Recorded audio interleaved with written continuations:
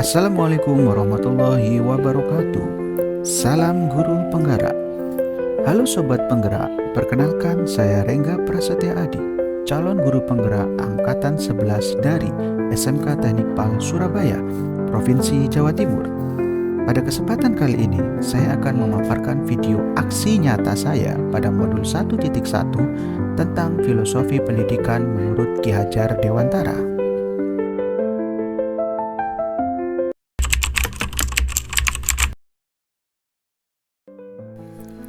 Sebelum mempelajari modul 1.1 tentang filosofi pendidikan menurut Ki Hajar Dewantara, pembelajaran yang saya lakukan lebih cenderung berpusat pada guru tanpa memperhatikan kebutuhan belajar murid. Padahal, seharusnya pembelajaran berpusat pada murid, di mana murid menjadi subjek dan ikut aktif dalam pembelajaran.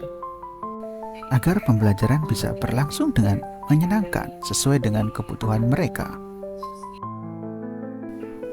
Saya banyak belajar dalam pemikiran pendidikan Ki Hajar Dewantara yang dibahas dalam modul 1.1 sehingga saya dapat memperbaiki proses pembelajaran yang berlangsung di kelas selama ini.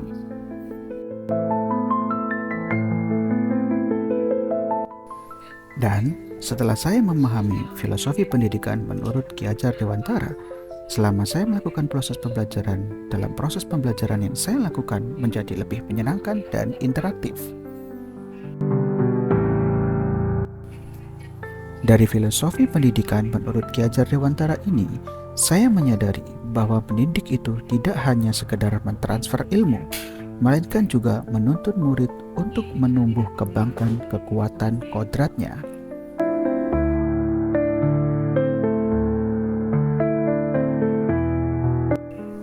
Ide atau gagasan yang timbul selama proses pembelajaran yang saya lakukan adalah memperbaiki praktik yang saya lakukan dalam proses pembelajaran, di mana dengan cara saya mengubah metode pembelajaran yang awalnya berpusat pada guru menjadi berpusat pada murid.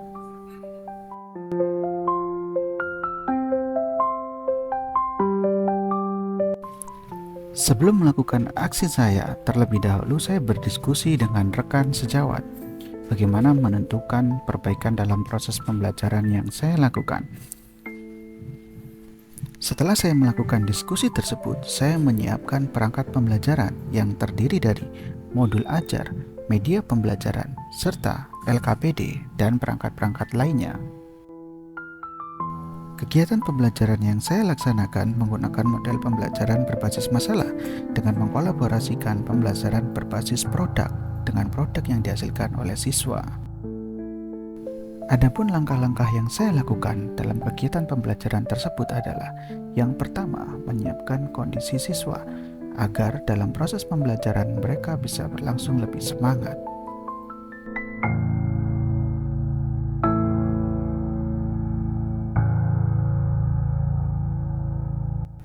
Selanjutnya, siswa diminta untuk mengamati video tentang teori peluang. Dari video tersebut, anak-anak diminta untuk menentukan kira-kira proyek apa yang mereka tentukan agar peluang yang mereka hasilkan bisa maksimal dalam pendapatannya, agar nanti ketika dilakukan di dalam proyek pekan kewirausahaan mereka bisa menjelaskan dan menganalisa peluang tersebut. Kemudian, guru membimbing siswa dalam kelompok yang sudah ditentukan. Kelompok ditentukan berdasarkan keinginan mereka, berdasarkan produk yang akan mereka buat dan mereka susun bersama. Dari teori peluang tersebut mereka menganalisa bagaimana membuat sebuah produk yang kira-kira laku di pasaran.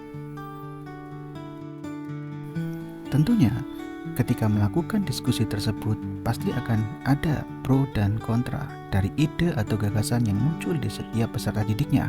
Di sini mereka belajar untuk menghargai pendapat dan menyatukan pendapat itu untuk diwujudkan dalam sebuah produk bersama, hingga nanti di pekan kewirausahaan mereka bisa menampilkan secara maksimal.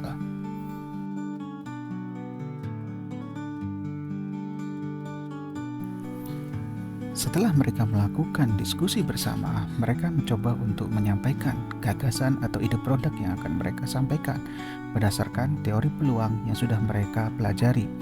Di sini mereka menganalisa kira-kira peluang apa dan bagaimana serta berapa nanti pendapatan maksimum yang bisa mereka dapatkan ketika memproduksi sebuah produk tersebut. Setelah murid menyajikan hasil tersebut, guru bersama dengan rekan murid dan kelompok lainnya melakukan analisa sederhana terkait kemungkinan dan kemungkinan yang terjadi jika mereka melaksanakan proyek tersebut untuk dijadikan sebuah produk. Melalui pembelajaran ini, murid bisa lebih aktif dan mandiri dalam mengelola ide dan gagasan di dalam kelompok, dan mereka memiliki rasa percaya diri yang tinggi. Tantangan dan solusi ketika melaksanakan aksi nyata dalam pembelajaran di kelas. Yang pertama, masih ada beberapa murid yang kurang percaya diri dan tidak berani untuk tampil aktif dalam kegiatan pembelajaran. Oleh karena itu, solusinya adalah guru memotivasi murid tersebut dengan memberikan penguatan dan keyakinan, serta memberikan kesempatan langsung kepada mereka untuk melatih berbicara di depan teman-temannya.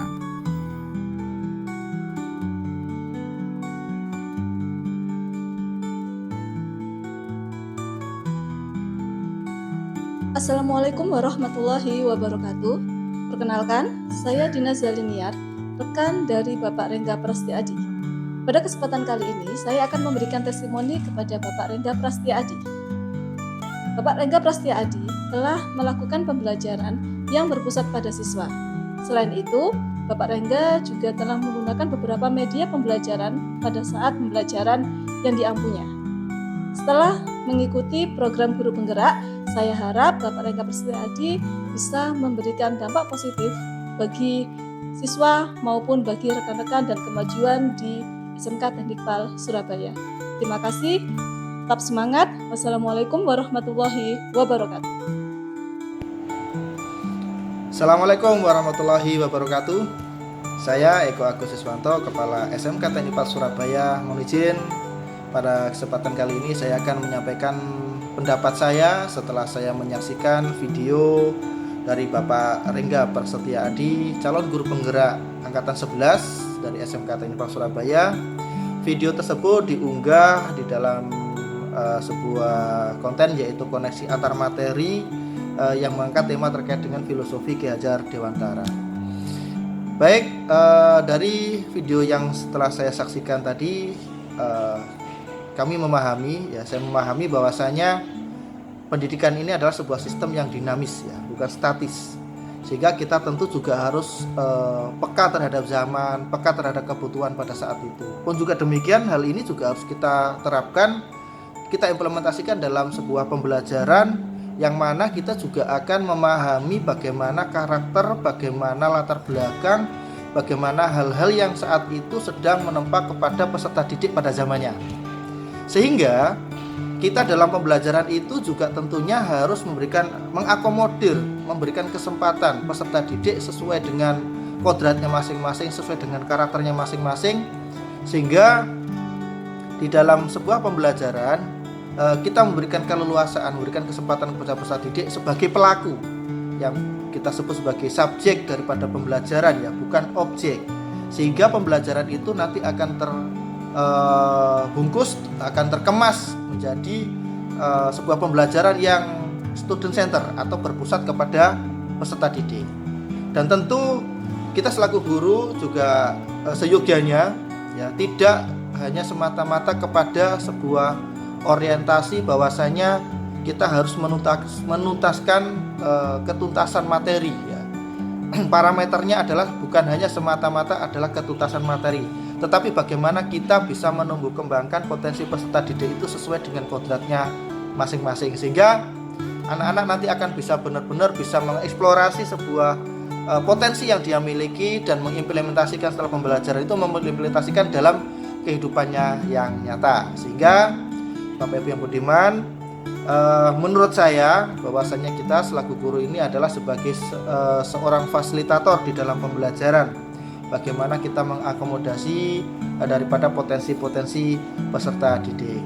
Kurang lebih itu Bapak Ibu yang budiman yang bisa saya sampaikan terkait dengan tanggapan saya mengenai filosofi Ki Hajar Dewantara dengan konsep Merdeka Belajar yang saat ini juga kita anut ya, sehingga kita bisa benar-benar bisa memberikan kesempatan, bisa memberikan wadah, bisa memberikan wahana peserta didik sesuai dengan kodrat dan latar belakangnya masing-masing, dan tentunya terintegrasikan kepada zaman. Sekali lagi saya kembalikan pada statement saya awal tadi, bahwasanya memang sebuah konsep pendidikan ini akan selalu berubah, selalu akan dinamis dan bukanlah hal yang statis. Demikian, ada kurang dari saya, mohon maaf. Saya kira assalamualaikum warahmatullahi wabarakatuh. Assalamualaikum warahmatullahi wabarakatuh. Perkenalkan, nama saya Muhammad Calufia Unila, siswa dari SMK Ningpau Surabaya. Saya akan memberikan tanggapan dari video pembelajaran tersebut. Dalam video pembelajaran tersebut, apa yang disampaikan oleh Bapak Rengga sangat baik dan interaktif dalam menyampaikan materi tentang filosofi Ki Hajar Dewantara. Beliau bukan hanya menyampaikan tentang sejarah dan biografinya saja, melainkan juga mengaitkannya dengan nilai-nilai yang masih relevan hingga saat ini. Dalam video tersebut, kita juga belajar tentang dedikasi dan semangat Ki Hajar Dewantara dalam memajukan dunia pendidikan.